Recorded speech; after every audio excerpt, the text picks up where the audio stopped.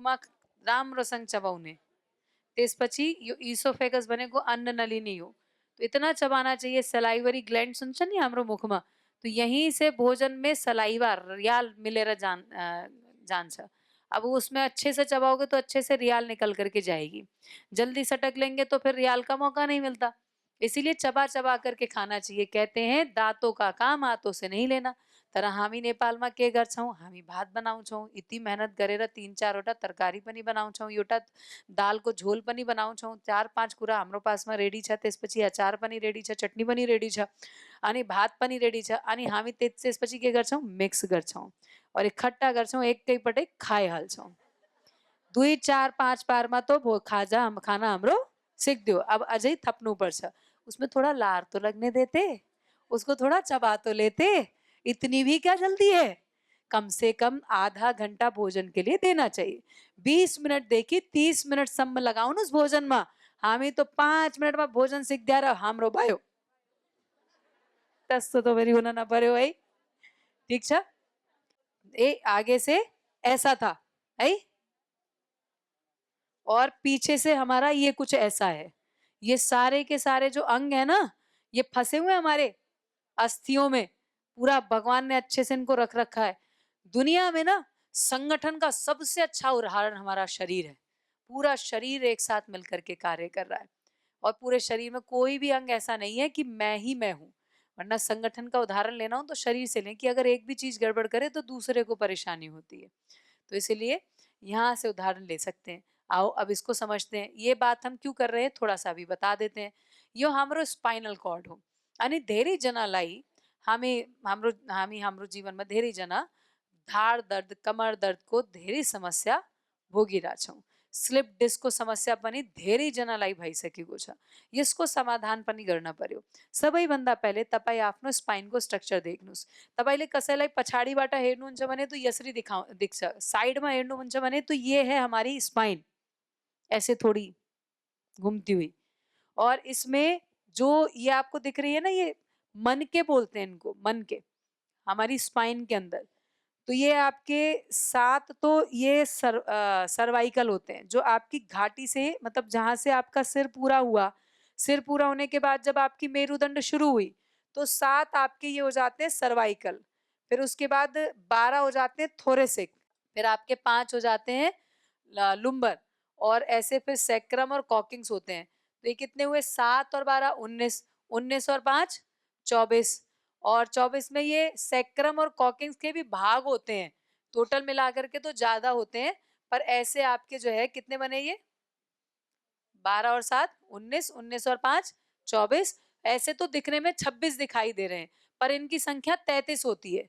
5 प्रकार के सैक्रम और 2 प्रकार के कॉकिक्स भी होते हैं। यहाँ पे अभी इतने दिख रहे हैं क्योंकि वो जुड़े हुए रहते हैं। उनको जुड़े हुए रहने में कोई दिक्कत नहीं है। यहाँ ये जो अलग अलग हैं, ये आपके अलग अलग भाग आपके शरीर के लचीलेपन को निर्धारित करते हैं। तो अब यो बुझ्नुहोस् कि हाम्रो स्पाइन यस्तो छ, नर्मली अलि यस्तो खालको शेपमा छ है, सीधा छैन।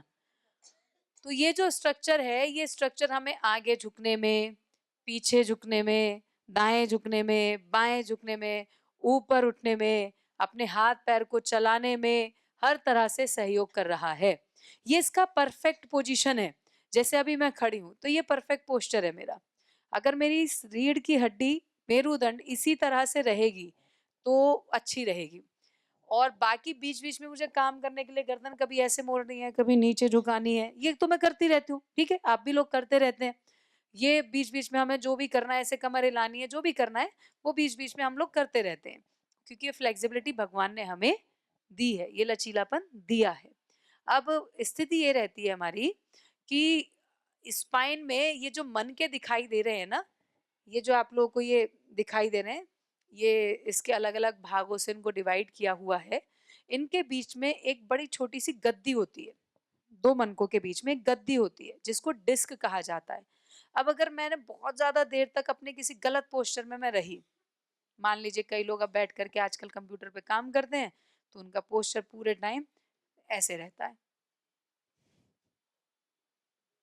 तो क्या हुआ, लंबे समय तक अगर मेरे किसी भाग पर प्रभाव पड़ेगा तो क्या होगा, वो जो गद्दी है ना वो बाहर निकल आती है। डिफॉर्मेशन आ गई शरीर में। वो गद्दी जैसे ही बाहर निकलेगी तो जो स्पाइन से निकलने वाली नसें थी ना, नसारू, उनको वो दबाएगी और इसी वजह से कमर में दर्द का कारण बनेगी। तो वो रहनी भी अंदर चाहिए, लचीलापन भी प्रभावित होता है शरीर का, फ्लेक्सिबिलिटी भी प्रभावित होती है, तो वो अंदर रहनी चाहिए। इसीलिए हमें हमेशा क्या कहा गया, कमर सीधी करके बैठो, उससे हमारी कमर अच्छी रहेगी, जिंदगी भर अच्छे से चलेगी। और इसीलिए क्या कहा गया कि रात को सोते समय कैसा बिस्तरा होना चाहिए, हार्ड, ऐसा हार्ड कि आप जब सो तो आपकी जो मतलब सोते समय स्पाइन और गर्दन एक सीध में होनी चाहिए। अब अगर हम ऐसे बहुत सॉफ्ट सा गद्दा है तो क्या होता है कि जो चीज हमारी ऐसे रहनी चाहिए वो ऐसे हो जाती है, लटक जाती है कमर नीचे, ऐसे मुड़ जाती है, पूरी रात ऐसे सो रहे हैं, गलत स्ट्रक्चर में सो रहे हैं, सुबह उठेंगे दर्द मिलेगा। फिर क्या होता है, ऐसे ही कई बार हम सो रहे हैं साइड से करवट लेकर के, तो वो सो रहे हैं, एक पैर उधर है एक पैर उधर है, तो स्पाइन का स्ट्रक्चर लंबे समय तक डिस्टर्ब रहेगा, तो वो रोग का कारण बनेगा। इसीलिए क्या करना चाहिए कि सोते समय मुख्य रूप से दो तरीके सबसे अच्छे हैं, एक तो करवट लेकर के सोना और एक सीधे सीधे सोना। तो जो सीधे सीधे हम जब सोते हैं तो क्या करें, तो सीधे सीधे सोने में हमारा स्ट्रक्चर पूरा सीधा रहना चाहिए और गर्दन के नीचे उतना ही तकिया, उतना ही सिरहाना लो जितने में ना तो गर्दन यूं हो और ना गर्दन यूं हो, है ना पीछे झुके ना आगे उठी हुई रहे, सीधी रहे, तो वो सरफेस भी हमारा हार्ड रहे, कड़ा रहे। पहले से ही कड़े सरफेस पे नहीं सोएंगे तो बाद में डॉक्टर कहेगा अब तख्ती पे सोना पड़ेगा, गद्दा हटाना पड़ेगा, तो पहले से ही हम इसमें सावधानी रखें। दूसरा क्या होता है कि जब हम करवट से सोते हैं तो ऐसे सोएंगे, घुटने के ऊपर घुटना, पैर के ऊपर पैर, पूरा सीध में, कि हमारी जो स्पाइन है वो सीधी रहे। अगर आपने पैरों को आगे पीछे किया तो स्पाइन में डिफॉर्मेशन है, फिर थोड़ी बहुत देर के लिए तो कोई समस्या नहीं है, पर आप पूरी रात ऐसे सो रहे हो तो समस्या आ जाएगी। तो उसमें भी क्या ध्यान रखना है, सिरहाना कैसे लेना है कि जब आप करवट से सो रहे हो ना तो गर्दन ऐसे गिरे भी नहीं और ऐसे ऊपर उठी भी ना रहे, ये ध्यान रखना है। यहाँ की जो नसें होती है ना हमारी, ये बहुत सॉफ्ट होती हैं, इनको सर्वाइकल कहा जाता है, ये हड्डियां हैं, यहाँ पे हमारी स्पाइन है, स्पाइन के इस भाग को सर्वाइकल कहा जाता है और सर्वाइकल के 7 मन के होते हैं और इस सर्वाइकल से निकलने वाली होती है कुछ नसें। तो अब आजकल लोगों को नेपाल में तो थोड़ा जानकारी कम है पर गर्दन में बड़ा दर्द रहता है, उन जाने वो क्या दर्द है, वो सर्वाइकल का या स्पॉन्डिलाइटिस का दर्द है। तो वो सर्वाइकल या स्पॉन्डिलाइटिस का दर्द कैसे आया, हम लोग फोन देख रहे हैं पूरे दिन, ऐसे पूरे दिन ऐसे हमारी गर्दन होनी चाहिए, नॉर्मल शेप तो ये है गर्दन की, और हम 7 8 9 10 घंटे यूं ही देखे जा रहे हैं लगातार इस पोस्चर में, तो क्या होगा, डिफॉर्मेशन होगी, डिफॉर्मेशन के कारण सर्वाइकल में दर्द होना शुरू हो जाएगा। यह एक्सर्शन होगी यहाँ की नसों पे, यहाँ की मांसपेशियों पे, क्योंकि हमारा जो शरीर काम करता है वो मांसपेशियों के सहयोग से काम करता है। मांसपेशी, जैसे ये मेरा हाथ है, इस हाथ में हड्डियां तो हैं लेकिन हड्डियां अपने आप चल नहीं सकती, इनको चलाने के लिए मांसपेशियां इनसे जुड़ी हुई हैं। ऐसे मैं चला रही हूं ना तो ये सारी मांसपेशियां काम कर रही हैं और इन मांसपेशियों तक कि तुम्हें इस तरह से चलना है, ये निर्देशन कौन लेकर के जा रहा है, मेरी नसें, मेरो नसारू ले गई राचन निर्देशन मस्तिष्क बाटा कैसे चलाना है।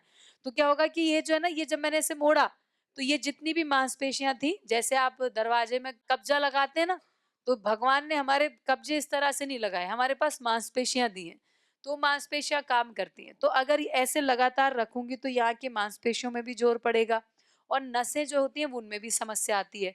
तो जब यहाँ की नसों में दर्द होने लगता है और उसकी वजह से कई बार लोगों को हाथ तक दर्द जाता है, इतनी समस्या हो जाती है कि पेन भी उठा करके नहीं चला पाते, चम्मच उठा करके भोजन नहीं ले पाते, वो है समस्या स्पॉन्डिलाइटिस के कारण। यहाँ से निकलने वाली नसें हैं, उन पे दबाव पड़ रहा है, उनमें ब्लॉकेज आ रही है, उनमें सूजन तक आ जाती है, तो इतनी भी हो जाती है अवस्था। अब इसका सबसे बड़ा समाधान क्या है, पहली बात तो ये डिसाइड करो आपको गर्दन ऐसे रखनी है कि ऐसे रखनी है, ऐसे रखनी पड़ेगी। तो फोन का क्या करें फिर, फोन उतना ही देखो ना जितना आवश्यक है। मतलब ऐसा एडिक्शन हो गया है, हम सबको फोन का खतरनाक एडिक्शन हो गया है, जब देखो फोन चाहिए, जब देखो फोटो चाहिए, जब देखो वीडियो चाहिए, हम अधीन हो गए हैं एक डिवाइस के, हमारी बुद्धि कैप्चर कर ली मोबाइल फोन ने। अच्छा, फेसबुक वालों को तो बिजनेस चलाना है अपना, यूट्यूब वालों को अपना बिजनेस चलाना है, पैसे कमाते हैं वो आपको ऐड दिखा दिखा करके। वो तो चाहते हैं कि आप इसमें लगो।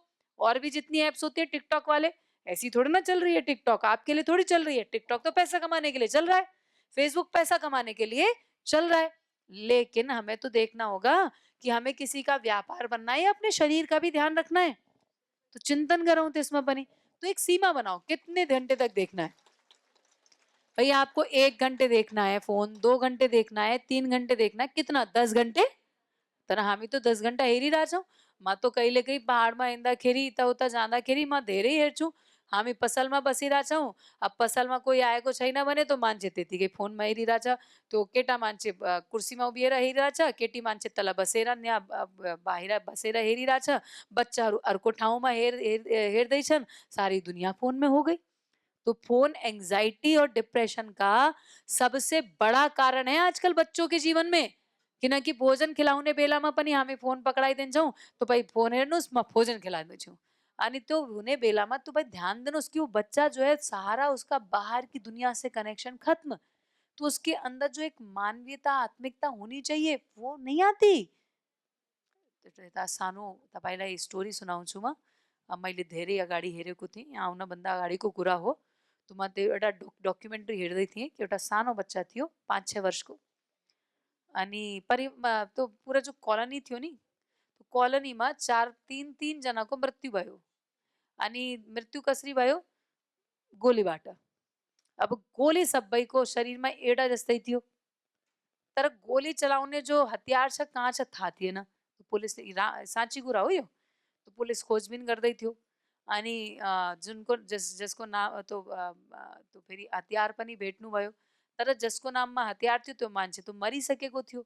अनि त्यसपछि त्यो मान्छेको घरको मान्छेमाथि फेरि पुलिसले शक गर्नुभयो कि भाई इसने ही जलाया होगा, इन्होंने किया होगा। पर किसी को मतलब वो तो किया नहीं था, उन लोगों ने समझ ही नहीं आ रहा था। तो क्या हुआ कि वो खेलते खेलते वो 5-6 साल का जो बच्चा था उसके हाथ में लग गई। और वो क्या करता था, वो बच्चा फोन में गेम खेलता था, वो गेम मारने वाले। तो वो आजकल तो इतना एडवांस एआई हो गया कि उसमें खून भी निकलता हुआ दिखता है, पिच की आवाज भी आती है। तो उसमें वहां तो कोई असलियत में मरता नहीं, पर वो 5-6 साल के बच्चे के दिमाग में तो वो गेम ही हो गया।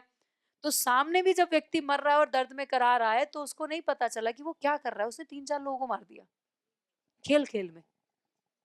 ये मानसिकता पे पड़ने वाला प्रभाव है। तो यो बुझाऊं आमी कि हमें अपने बच्चों लाइक के दी रहा वो जीटी पीटी पता नहीं कौन कौन से गेम आते हैं, बच्चे खेलते हैं, छोटे छोटे बच्चों को भी खिलाने लगते हैं। तो बच्चे का जो मस्तिष्क का विकास है वो माया से होता है, वो अपने लोगों से मिलने से होता है। दादी दादा नानी नाना अपने मौसी मौसा बुआ फूफा से मिलेगा तो उसके मस्तिष्क का विकास होगा। वो फोन में घुसा रहेगा तो कौन सा विकास होगा उसका भाई? हाँ भाई भन्नुहोस्।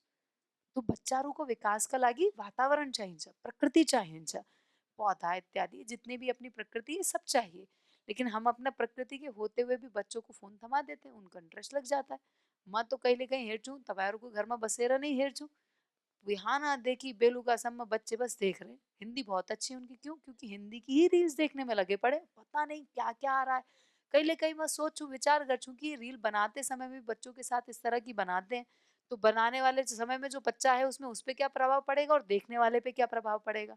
तो सावधान हो जाओ, दुनिया में सारी चीजें प्रयोग करने की नहीं है। फोन का प्रयोग करना है तो जानकारी के लिए करो। अब जस्तो परम पूज्य स्वामीजी महाराज र परम श्रद्धेय आचार्यजी महाराजको युट्युब च्यानल सुन्नुहोस् न, त्यो सुनेर तपाईँहरूको जानकारीको वृद्धि हुन्छ। घरमा कोही बिरामी हुन्छ भने तपाईँले उपचार गर्न सक्नुहुन्छ। राम्रो समयमा सही समयमा तपाईँले कुरा बुझ्न सक्नुहुन्छ कि किन यो समस्या आउन सक्छ होला। तो यस्तो खालको जानकारी प्राप्त गर्ने हो भने हेर्नुहोस्, युट्युब चलाउनुहोस्। अनि यसमा तपाईँले केही भजन सुन्ने हो भने त्यसको लागि चलाउनुहोस्। भोजन बनाउँदाखेरि तपाईँ हातमा तो बरुको हातमा तो भगवानले एकदमै शक्ति दिएको छ कि मात्र भोजन बनाउनु न तपाईँ, भोजनको साथमा कति तपाईँले आफ्नो बच्चाहरूको संस्कारको लागि प्रार्थना गर्नुहुन्छ, स्वास्थ्यको लागि प्रार्थना गर्नुहुन्छ। भोजन बनाउने बेलामा ध्यान राख्नु होला। कहिले कहीँ त हामी रिसाएर भोजन बनाउँछौँ त पुरा परिवार खाएर फेरि जब रिसाउँछ भोजन खाएर। हाँ, भोजन बनाउने बेलामा मन एकदमै शान्त हुनु पर्यो। तो त्यसको लागि चिन्तन गर्नुहोस् कि भाइ म भोजन बनाउने बेलामा के गरौँ म? तो अरु कुनै नराम्रो कुरा नसोचिकन भोजन बनाउने बेलामा गायत्री मन्त्रको जप गर्नुहोस्, ओमको जप गर्नुहोस्, यसका साथै भजन सुन्नुहोस्, आफ्नो परिवारको कुशल क्षेमको प्रार्थना गर्नुहोस् कि हे भगवान मेरो यो भोजन खाएर मेरो परिवार सुखी होस्, मेरो परिवारमा स्वास्थ्य र आरोग्य आओस्, मेरो बच्चाहरूको संस्कार वृद्धि होस्। यो भोजनमा पनि संस्कार जान्छ के? यो भोजन मात्र होइन, संस्कार पनि छ। तपाईले जुन चिन्तनमा, जुन विचारधारामा भोजन बनाउनुहुन्छ, त्यही चिन्तन, त्यही विचारधारा तपाईँको बच्चाहरूको भित्र, तपाईँको पतिहरूको भित्र, अनि तपाईँको सासू आमा अनि बुवा सासू ससुर को भित्र पनि त्यही भोजन जान्छ, त्यही नै भावना जान्छ। अनि कसैको घर परिवारमा साथमा खटपट छ भने, मान लो किसी को बहू के साथ में खटपट है, या किसी बहू की अपनी सासू आमा या ससुरा को साथ में खटपट छ भने, खाना बनाउने बेलामा ये कहाँ से पल्ले पड़ गए मेरे, ये कब मेरे जीवन से जाएंगे, यही सोच रहे हैं। उस खाना को खा करके वो और उल्टे गुस्सा कर रहे हैं, जो थोड़ी बहुत सुख शांति हो सकती थी वो भी चली जाती है। खाना बनाओ तो खाना मत बनाओ, अपने यहाँ क्या कहा गया शास्त्रों में, प्रसाद, प्रसाद बनाओ उसको। वो सामान्य भोजन नहीं है, उसके अंदर भावना डालो। इसीलिए कहते हैं बाहर का भोजन करना कोई अच्छी बात नहीं है। अपने आप बना करके जो आप भोजन करते हो ना, उसमें अच्छी शुभ भावनाएं, शुभ प्रेरणाएं आप डाल पाते हो। इसीलिए चाहे हम अच्छा बनाए या बुरा बनाए, हमारे जो बच्चे होते हैं ना, उन्हें हमेशा आप अपनी आमा के हाथ का भोजन पसंद आता है। क्यों? क्योंकि आमा के हाथ के भोजन में माया है, प्रेम है, दया है, करुणा है, बच्चे के प्रति शुभ भाव है। अब कुछ बाहर का खाना खाएगा बच्चा तो उसको कोई शुभ भाव थोड़ी मिलेंगे, कोई माया थोड़ी मिलेगी। उसके लिए उसके बच्चे को जो माता जो भाव रखती है, वो बाहर का भोजन बनाने वाला व्यक्ति तो रख ही नहीं सकता, वो तो आप ही रख सकते हो। इसीलिए भोजन बनाते समय यही सोचना, ये मैं प्रसाद बना रही हूँ, इस प्रसाद को ग्रहण करने के पश्चात मेरे घर में शांति आएगी, मेरे घर में आनंद होगा, समृद्धि बढ़ेगी, मेरे बच्चों का व्यवहार अच्छा होगा, मेरे घर परिवार में सबका चरित्र चारित्रिक उन्नति होगी। ऐसे विचार किया करो भोजन बनाते समय। ऐसे मत बना दिया करो कि भोजन बनाना, फिर भोजन बना रहे हैं, उधर चल रहा है संगठन में, सुबह सुबह कक्षा लेकर के आए, भोजन बनाने में लग गए, और भोजन बनाते हो क्या सोच रहे, आज तो मुझे स्टेज पे भी नहीं बैठाया, कैसे लोग हैं, मैंने इस संगठन के लिए इतना काम किया, मेरी एक स्थापित की हुई कक्षा में मुझे साइड में कर दिया, अब चिंतन ये चल रहा है। और फिर भोजन में यही जाएगा, भाव यही जाएगा। और उस भाव के बाद क्या होगा, बच्चों के साथ क्या होगा, पता चला उस भोजन को खा करके सारे ही लड़ रहे हैं। हाँ, सबको गुस्सा आ रहा है क्योंकि आपने गुस्से में बनाया, और दुख में बनाओगे तो सारे दुखी हो जाएंगे। खुशी से, इसीलिए कहते हैं प्रसन्न चित्त के साथ में, उत्साह के साथ में भोजन बनाना चाहिए। भोजन की बड़ी महिमा है, उसकी मात्रा की भी महिमा है, उसे बनाने की भी महिमा है। अब जैसे यहाँ पे जितने भी लोग भोजन बनाते हैं ना, उनके मन में ये भाव रहता है कि ये सब सेवा करने वाले लोग आए हुए हैं, इनके लिए अच्छा अच्छा सोच करके भोजन बनाना है। लेकिन ये आश्रम में तो हो सकता है, लेकिन रेस्टोरेंट में ये भाव कहाँ से मिलेगा भाई, मिलना सकें सकते ही ना। ठीक है, तो ऐसे भोजन के संदर्भ में बात कर रहे थे हम, बात हम स्पाइन की कर रहे थे। तो अब स्पाइन की हम बात करें तो सोने के विषय में तो मैंने आपको बता दिया कि सोना कैसे है। इसके साथ में अब आसन क्या क्या करें, तो ऐसा कोई भी आसन जिसमें हम पीछे की तरफ जाएंगे, कमर में पीछे बैंड करेंगे, वो आसन कमर के लिए अच्छा रहता है। भुजंगासन, या फिर सलभासन में भी हमारी कमर बैंड होती है। धनुरासन, ऐसे ही भुजंगासन, ऐसे ही आपका जो है सेतुबंद आसन, और खड़े होकर के अर्ध चक्रासन या चक्रासन बचपन से ही करते रहे तो स्पाइन हमेशा स्वस्थ रहेगी, चक्रासन से हमेशा अच्छी रहेगी, कमजोर नहीं होगी। और इसके अलावा मरकट आसन, हर समस्या का समाधान कमर से संबंधित। पर एक बात बताओ, करना कितना है? आप कहोगे कि हम तो डेली मरकट आसन करते हैं, डेली भुजंग आसन करते हैं, फिर भी ठीक नहीं होता। फिर हम पूछते हैं कितनी देर करते हो, तो बोले एक बार भुजंगासन करती हूँ, एक बार शलभासन कर लेती हूँ, एक बार मरकट आसन कर लेती हूँ। कितनी देर रुकते हो, बोले 5 सेकंड में रुक के आ जाती हूँ। पर अगर समस्या ज्यादा है तो फिर करना पड़ेगा थोड़ा ज्यादा। भाई माताओं बहनों को पूरे पूरे दिन खड़े रहना पड़ता है। माँ नेपाल गाको छु धेरै पटक मलाई यो पनि थाहा छ कि कति आफ्नो होम स्टे पनि चलिरहेछन्, तो पनि महिलाहरू नै चलाइरहेछन्। बाटोमा हिँड्दाखेरि कति आफ्नो महिलाहरू तो खाजा घर, खाना घर पनि चलाइरहेछन्। तो बिहानदेखि बेलुकासम्म उभिन परिरहेछ। तो उभिएर त फेरि हाम्रो स्पाइनमा जोड त पर्छ नि, दबाव आउँछ। त त्यसको समाधान के छ फेरि? मिनिमम तपाईँको स्पाइनमा समस्या छ भने, मेरुदण्डमा समस्या छ भने आधा घन्टाको समय दिनुहोस् फेरि त्यसमा। आधा घन्टा भनेको कि तपाईँले 5-5 मिनट मर्कट आसनको अभ्यास गर्ने हो। समस्या भएको अवस्थामा, सामान्य अवस्थामा त 1 मिनट पर्याप्त छ।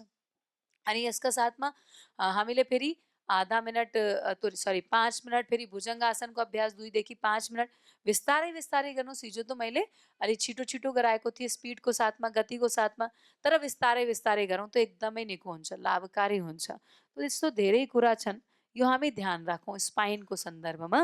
अनि यसका साथै विकनेसको कारणले पनि स्पाइनमा समस्या आउँछ, नसाहरूको कमजोरीको कारणले। तो नसाहरूलाई स्ट्रङ कसरी बनाउने? तो नसाहरूलाई स्ट्रङ बनाउनका लागि बिहान तपाईँले खाजाको स्थानमा एउटा अभ्यास बनाउनुहोस्, ड्राई फ्रुट्स खानुहोस्। ड्राई फ्रुट्समा के खाने हो फेरि हामीले? ड्राई फ्रुट्समा 7-8 बादाम लेख्नुहोस्, टिप्नुहोस् सबैजना। 7-8 बादाम, तो मुङफलीवाला बादाम होइन के? आलमन्ड है। 7-8 बादाम, 8-10 मुनक्का। अब मुनक्का के हुन्छ? किसमिस थाहा छ? एउटा किसमिस आउँछ नि जसमा बिउ पाइन्छ, थाहा छ? जो बिउ बिउ भएको त जो हुन्छ किसमिस, अलि ठुलो हुन्छ साइजमा है, त्यसलाई मुनक्का भन्छौँ हामी, मुनक्का। तो किसमिस जो छ जसमा बिउ हुँदैन अनि मुनक्का जसमा बिउ पाइन्छ, तो मुनक्का हुन्छ। तो 8-10 मुनक्का है, बिउ भएको किसमिस, अनि 2 अन्जिर, 2टा अखरोट, ओखर रातिमा भिजाइदिने, राम्रोसँग पखाल्नु न, किनकि कलर हुन्छ नि लगाएको, कलर वलर सब हटाएर राम्रोसँग पखालेर, कति भने मैले? 8-10 मुनक्का, 2 अन्जिर छुट्टै भिजाउनु होला, किनकि त्यसपछि बिहान त्यसको पानी पनि खानुहोस् है। अनि बादाम र ओखर छुट्टै भिजाउनुहोस्। तो फेरि साफ गरेर बिहान पानीमा फेरि पानीलाई निकालेर पखालेर तो तपाईँ डेली खानुहोस्। अनि यसका ओखर पनि बादाम पनि सबै यो मैले भने। अनि यसका साथमा 2टा खजुर, के भने मैले? 2टा खजुर, तो पनि खानु होला। अनि 2टा खजुर साथमा खाएर त्यसपछि फेरि अरू केही खान पर्दैन। तपाईँको कपालको लागि पनि राम्रो छ, नसाहरूका लागि पनि राम्रो छ, एनर्जी पनि दिन्छ। तो यो डाइटमा सामेल गर्नुहोस्, अरू केही खान पर्दैन। अरू खाने मन छ भने सुप बनाएर खान सक्नुहुन्छ। अनि यसका साथमा तपाईँले तो जुस, फल, कब्जियतको समस्या छ भने आफ्नो दिनको सुरुवात मेवाको साथमा गर्नुहोस्। मेवा, स्याउ, अनार एकदमै लाभकारी छ। अनि यसका साथमा अम्बा, अम्बा पनि अमरुद, अम्बा भन्छौँ नि अमरुदलाई, गुआवा, तो पनि पेटको लागि यति राम्रो गर्छ, यति राम्रो गर्छ, अर्को कोही फ्रुट यति राम्रो गर्न सक्दैन। अम्बा एकदमै लाभकारी छ हाम्रो पेटका लागि। तो अरू महिलाहरूमा नसाहरूका लागि, महिलाहरूको पाठेघरको स्वास्थ्यका लागि एउटा अर्को कुरा के राम्रो हुन्छ? मखाना। अलि नेपालमा मखानाको क्वालिटी अलि नराम्रो पाइन्छ, किनकि हामी तो पूजामा मात्रै प्रयोग गरिरहेछौँ मखाना। मखाना वो होता है ना सफेद सफेद जो आपका उससे बनता है वो। हाँ, बिहार में खेती होती है, मध्य प्रदेश में भी होती है मखाने की खेती, हुँदैन? बिहार में और पूर्वी उत्तर प्रदेश में इसकी अच्छे से खेती, मतलब पानी में होता है, ये कीचड़ में से निकालते हैं इसको। उसको क्या करना, अलिकति घिउ लिएर त्यसमा नुन हालेर अनि त्यसपछि मखाना हाल्नुहोस्। जैसे मकई भूनने के समय में घिउ डालते हो ना, तेल डालते हो, घिउ हाल्नु होला और उसको अच्छे से घुमाते रहो जब तक वो थोड़ा थोड़ा सा, मतलब उसमें वो सफेद है, सेतो है, थोड़ा सा हल्का सा उसमें पहलोपन आना दिनुहोस्, वो करारे ना हो जाए, तब तक उसको भुट्नुहोस्। हाँ, अनि भुटेर फेरि खाने, वो इतना अच्छा रहता है। तपाईको नमकीनको कार्य गर्छ। फेरि नमकीनको स्थानमा त्यही नै खानुहोस्। दिउँसोमा यति पावभर मखाना, 10 ग्राम, 100 ग्राम, 150 ग्राम मखाना डेली खाया करो। महिलाहरूको क्याल्सियमका लागि पनि एकदमै राम्रो छ, खानेमा स्वाद पनि एकदमै राम्रो लाग्छ, अनि यसका साथै नसाहरूका लागि पनि राम्रो छ।